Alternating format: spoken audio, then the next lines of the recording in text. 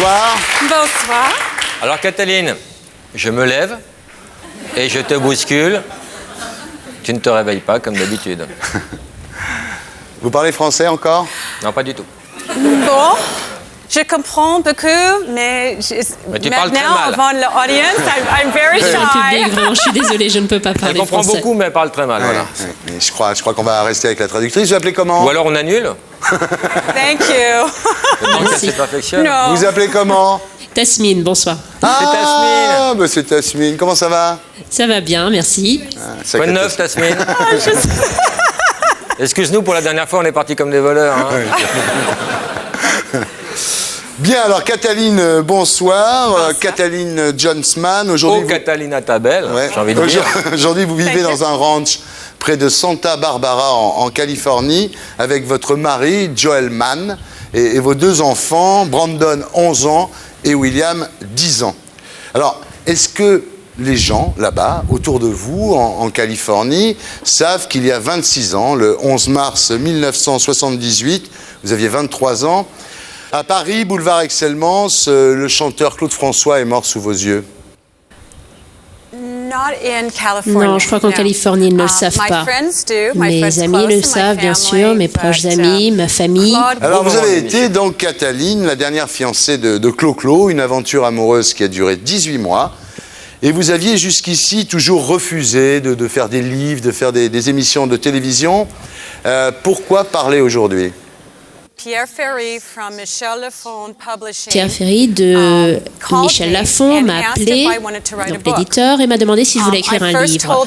Tout d'abord, je lui ai dit que au cours des 25 dernières années, j'ai gardé vraiment toute mon intimité, je me suis isolée. Puis je me suis dit, bon, je vais demander à ma famille. Donc j'ai posé la question à mon mari, et il a pensé que c'était une bonne idée. J'ai demandé à mes enfants, Brian et William, et ils voulaient savoir finalement ce qu'avait fait leur maman avant d'épouser leur papa. Ils sont vraiment à cet âge-là, vous savez, ils veulent savoir si j'avais une vie avant leur père. Alors non, vous savez qu'il y a beaucoup de questions sur la mort, effectivement, de Claude François, beaucoup d'hypothèses, vous le savez.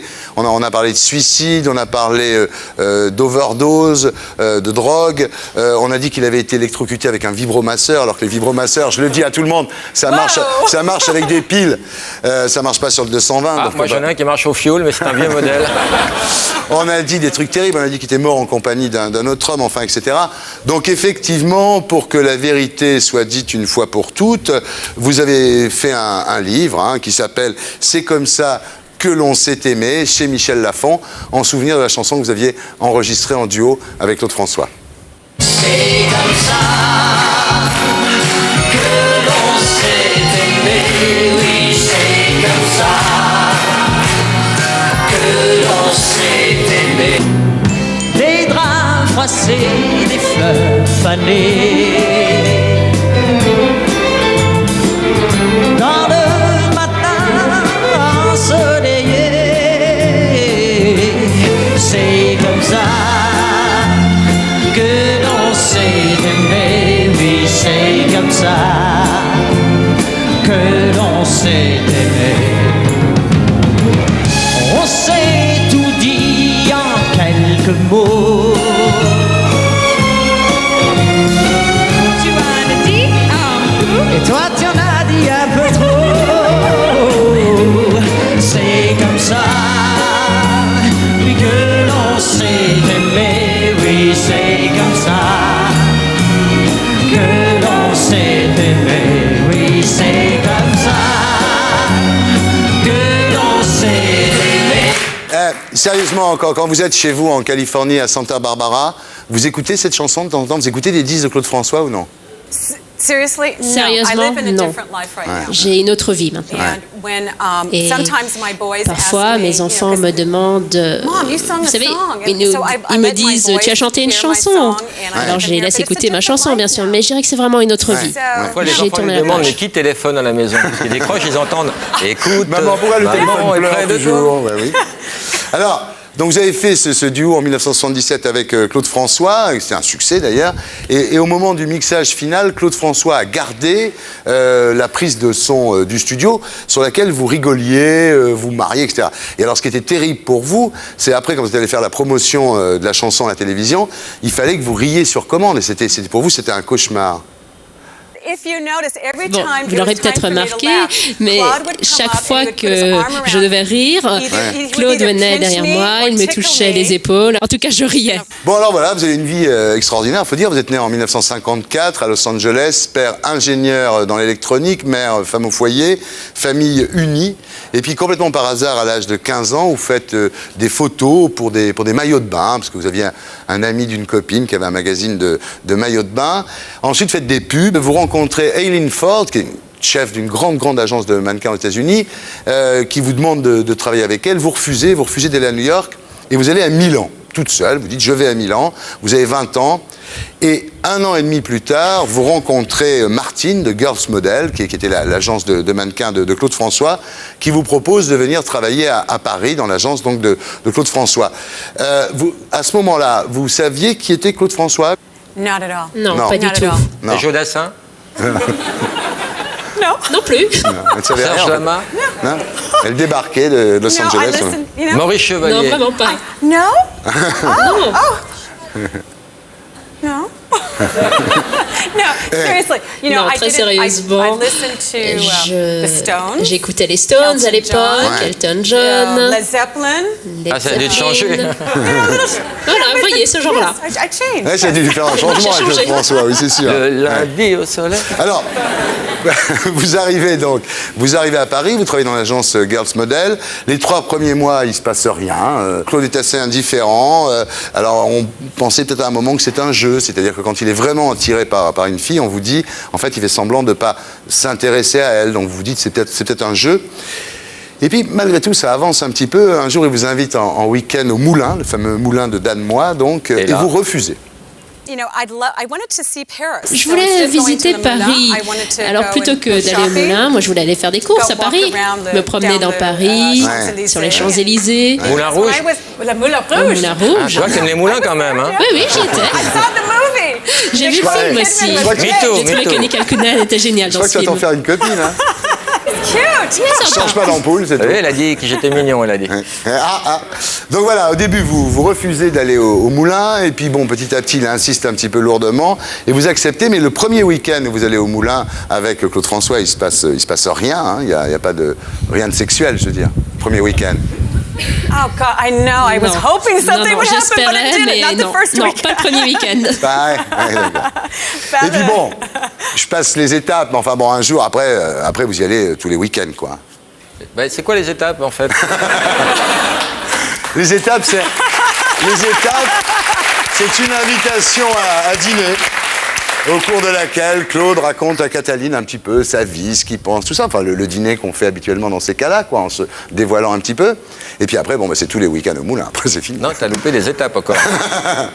Alors voilà, donc vous devenez la fiancée officielle de Claude François, et puis vous êtes présenté un petit peu au tout Paris lors d'une soirée de lancement pour son eau de toilette qui s'appelait Eau Noire, dans la boîte L'Aventure de Dany. Et là, vous arrivez en robe du soir pour cette soirée, évidemment, c'est une soirée très importante pour vous, et vous vous rendez compte que tout le monde est en jean, en fait, et vous vous sentez un petit peu ridicule.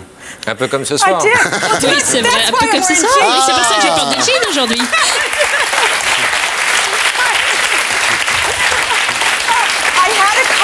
J'avais également une robe de cocktail, mais je me suis dit non, je ne vais pas faire ça une deuxième fois. Aujourd'hui, jean. Voilà, donc là, vous devenez de plus en plus la petite amie de Claude François. De plus en plus? De plus en plus, hein, tu vois ce que je veux dire. Oui, très bien, je visualise. Tout va bien, et puis, bah oui, le 11 mars 1978, Claude François est attendu au studio de la SFP par Michel Drucker, qui était déjà là. Il prend une douche debout dans sa baignoire. Et alors, vous rentrez dans la salle de bain parce que vous avez cette habitude de vous appuyer contre la porte. Non, en fait, j'étais allée dans la salle de bain pour lui dire qu'il allait être en retard comme toujours, et nous avons commencé à parler de son succès, de ce qu'il avait fait pour la BBC récemment, et puis nous parlions du week-end, nous faisions des projets, du week-end au Moulin. Parce que vous savez, il n'aimait que tout était parfait. Et puis il a vu que la lampe n'était pas droite et il l'a juste touchée pour la redresser. Et il l'avait probablement fait des centaines de fois avant. Simplement, cette fois-ci, eh bien, le fil était dénudé, il entre en contact avec son doigt et puis bien sûr, il a reçu une décharge électrique. C'était très rapide. Il est assez collé. Il a été électrocuté. Devant vous. Yes. Oui. Yes. Oui. Alors, vous vous précipitez pour le tirer hors de la baignoire. Heureusement, vous aviez à l'époque des sabots en bois, des sabots suédois en bois, donc vous n'êtes pas électrocuté à votre tour, parce que sinon c'était pareil pour vous. Lorsque j'ai parlé à la police, aux enquêteurs, au secours, eh bien, ils m'ont dit que ce qui m'a vraiment sauvée, c'est que j'avais ces sabots de bois. J'ai été isolée. La baignoire était en porcelaine et en fait, le courant est passé donc à travers Claude et il pense que j'ai probablement senti le courant traverser mon corps, mais j'étais tellement choquée que je n'ai pas souvenir d'avoir senti quoi que ce soit. Vous essayez de le sortir, mais en fait, sa main reste accrochée à l'applique. C'est-à-dire quand vous le sortez de la baignoire, l'applique vient avec sa main. Hein. Et à votre avis, il s'est vu mourir ou alors ça a été trop vite et il n'a pas eu le temps de comprendre? Non, je ne crois pas qu'il se soit rendu compte. Je ne pense pas.